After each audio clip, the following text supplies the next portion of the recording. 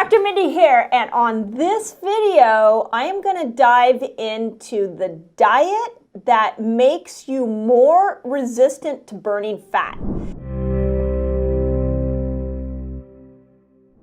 Okay, there is a hormone that makes you fat, and it's not insulin. So I want to start off by just, if you're new to the series here, I want to remind you that we have two hormones that cause you to hold on to weight. The first one is insulin. I think I have over 500 videos here on my channel, and I feel like most of them have been around helping you get out of insulin resistance. But we haven't really dove into a hormone that is your fat burning hormone called leptin. So insulin is what is storing your excess sugar, excess hormones, toxins. That's what stores it in fat. And leptin is actually a hormone that lives in our adipose tissue and sends a signal up to the brain and says, hey, I'm down here. You may want to burn me for fat as fuel. But the problem is, just like we get resistant to insulin, we become resistant to leptin. So, really interesting study. As always, I'll link the study in my notes. They looked at people who were on low carb diets, and they took one group and they lowered their carbs down and they kept their protein pretty much equal to what they were eating before. And they went and measured their insulin and leptin levels after being on this diet for several days. And they found that just lowering carbs by itself didn't really have much of a change, didn't create much of a change in leptin. So then with the second group, what they did is they kept the carbs low again, just like the first group, but this time they asked the second group to up their protein by 15%. So just a little increase in protein. And the minute they upped their protein, what happened is that their leptin levels went down. So leptin is not only the fat burning hormone, but it does have an impact on your hunger. So their belief in the study was that as they upped the protein on these low carb diets is that it killed hunger. And when it killed hunger, people ate less. And when they ate less, leptin started to go down. So my first recommendation to you is if you are keto, if you are low in carbs, it may be time for you to up your protein and make sure that you're eating a little more protein. Okay, so that's step number one. Step number two, and those of you who have been following me, you're going to see a trend here of what diet I'm going to recommend at the end that hits all four of these points, by the way. Step number two, they have found that people who are sensitive to lectins, and I'll explain where you get lectins in a moment, also become leptin resistant. So lectins, you ready for the list? I'm going to power through them really quick, are found in a lot of your grains. So your wheat, rye, barley, wheat germ, quinoa, rice, oats, millets, and corn. But we also find lectins in legumes. We find them in dried beans, soy, peanuts, and in pasteurized dairy, coming from grain-fed cows, not grass-fed.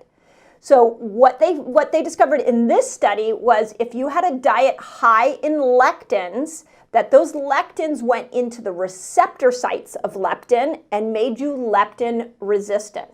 So the second food change I would encourage you to make is to pull the lectins out.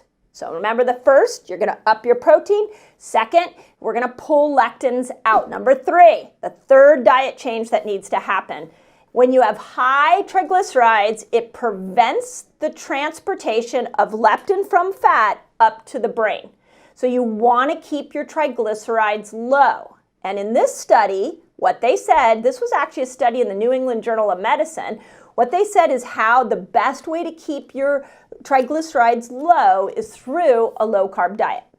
Well, we love low-carb diets, and that matches really well with staying away from lectins, and it also matches really well with a higher protein, low-carb diet.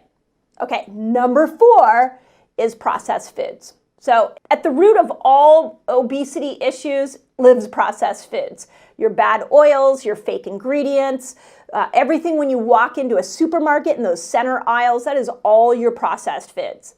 So the fourth thing you're going to want to make sure is that you're not eating those toxic, what I call fake foods. The fake foods are going to increase leptin in your body and make you more leptin resistant. Okay, so if you keep those four things in mind, what diet comes to mind? And I know you guys who've been following me for a while are already thinking it, which is the carnivore diet. So we have seen in our resetter community that when people go on a carnivore style diet, there's a lot of different variations. They're removing the lectins, they're removing the processed foods, they're bringing the carbs down, and they're upping the protein. So they're meeting all four of those steps, and they start to lose weight. But not only are they losing weight, and temporarily, not only are they helping insulin, but they are bringing those leptin levels down for good. So again, remember, you are born in a miracle. This is a self-healing machine. So if you're not getting the result that you are looking for, there is a large possibility that you've missed a piece to the puzzle. And when it comes to losing weight, it's so much more than insulin resistance. We've got to dive into leptin resistance. We as women have never been taught to vary our diet to match these two hormones. And estrogen and progesterone are like twin sisters. They look the same, we put them in the same category, give them the same name as sex hormones, but they have massively different personalities, which means there are massively different food types that they like. I've mentioned this in Fast Like a Girl, that the estrogen, she loves keto. I call it ketobiotic because I want us always to be bringing more of the polyphenol and probiotic and prebiotic foods into our life to support estrogen. And progesterone loves hormone feasting foods. So I'm going to talk a little bit about some of my favorites specifically for estrogen there. But these are the two food styles. Think of them as you're going to pulse in and out of these two food styles. If you have a cycle, great. If you do, and I'll show you how to do it with if you have a cycle. If you don't have a cycle, no problem. I want to show you how to do it based off of the signals that your body is giving you. So the two styles, ketobiotic and hormone feasting, apply to these 5 foods. So here we go. Number 1, my favorite, an avocado. Okay, so why would avocado be so spectacular for our hormones? Well, the first, I put avocado in the estrogen camp. And here's why an avocado can help you support estrogen. Estrogen wants you to keep your blood sugar down. And if you add an avocado to almost every meal, you slow the spike of blood sugar. So I personally, on the days that I know I need more estrogen, when I was cycling regularly, that was day 1 all the way through ovulation, somewhere around day 12, 13, 14, 15, I put an avocado with every meal that I had. I love avocado. I was recently, side funny note, I was recently interviewed on Tom Bilyeu's Impact Theory podcast. And at the end, he asked me if I had one food I could take on a desert island with me, what would it be? And I said an avocado, because that's how much I love an avocado. So not only does it stabilize your blood sugar, but it also gives good fat to the brain. So remember, the brain is 50% fat. So it thrives when we give it fat. It nourishes the fat in the brain. The other reason I love an avocado is it can feed the microbiome. And you need the microbiome to break hormones down. So it's great when we're trying to build estrogen. It fills a lot of different buckets in helping support good estrogen production. Guess what? Age Like a Girl, my new book. It's ready for pre-orders. And this is the most personal book I have ever written.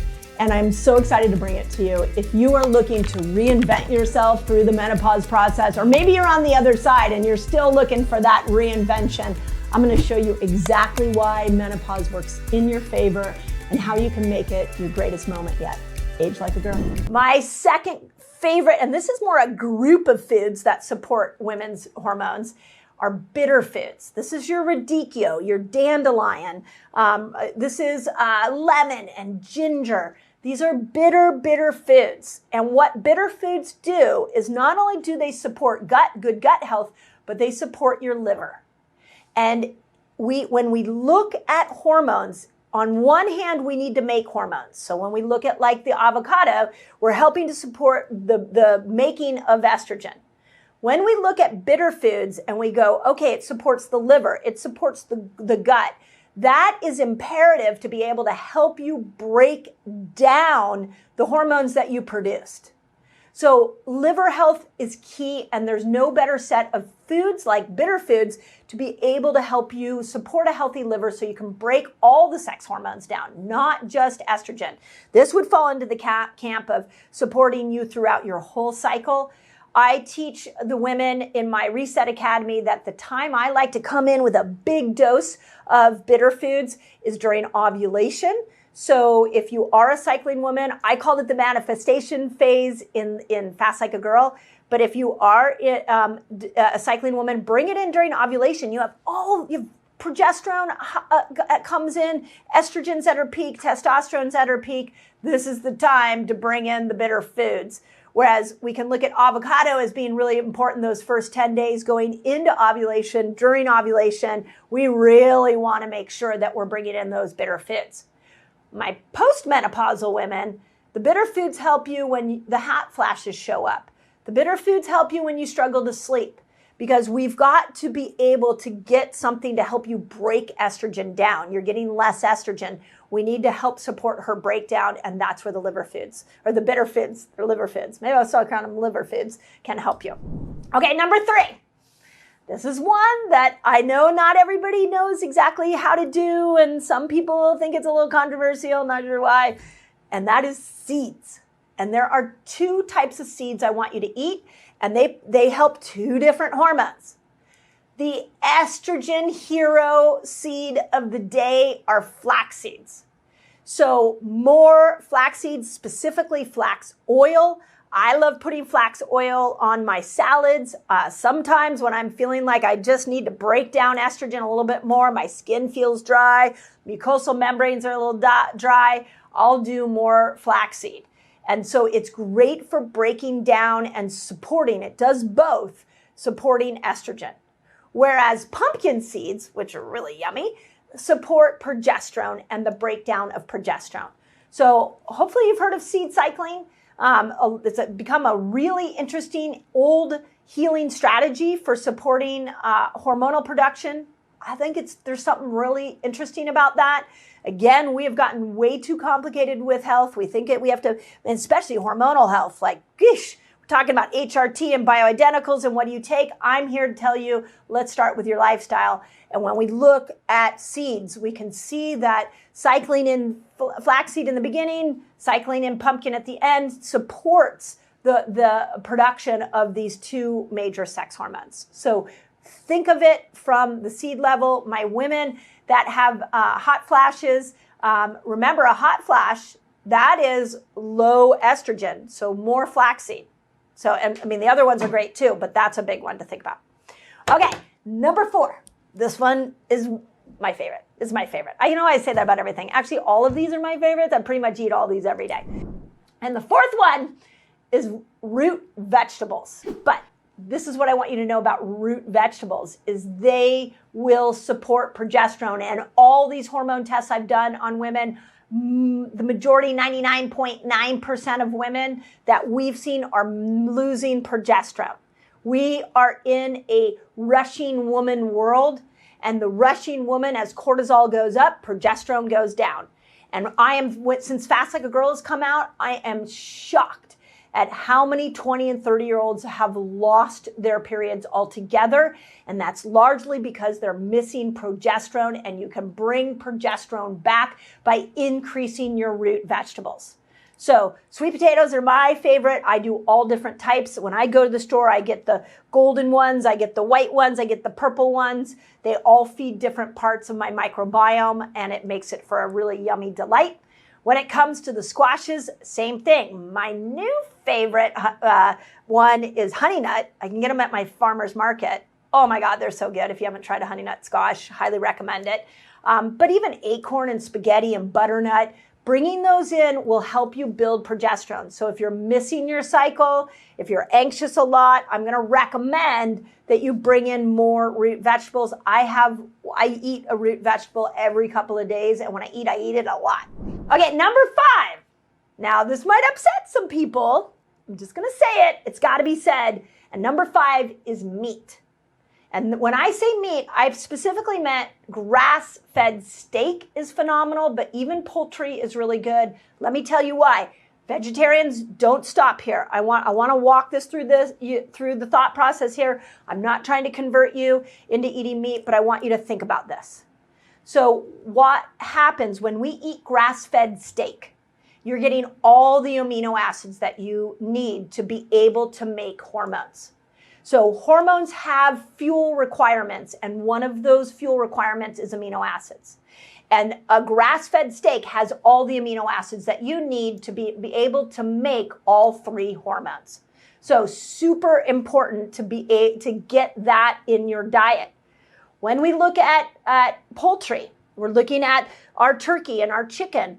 That has the precursors, has a key component in it called tryptophan. And tryptophan is an amino acid that helps you make serotonin.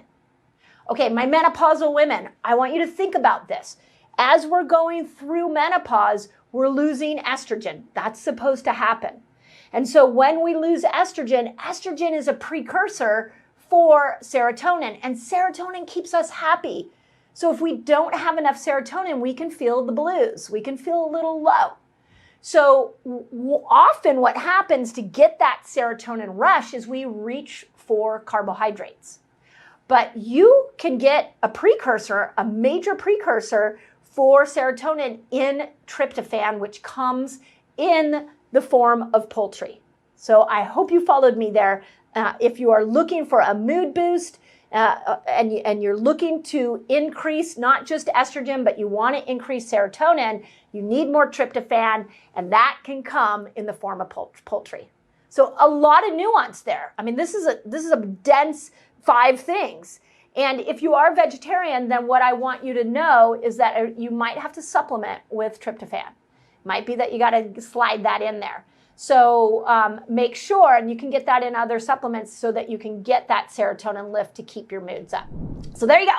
Those 5, like key 5 that we have to be bringing in to keep ourselves hormonally balanced. When you're hormonally balanced, your moods are balanced, your cycles are balanced, your cravings are balanced, your sleep is balanced. Hormones dictate everything we do in life, and these 5 foods are massively important for that hormonal balance. Okay, where are my gals that are struggling with hormonal imbalance? Bloated, feeling like you're not making progress with weight loss? You need to add these foods in so that you can support better hormonal health. There is a lifestyle that estrogen wants you to live, and there's a lifestyle that progesterone wants you to live.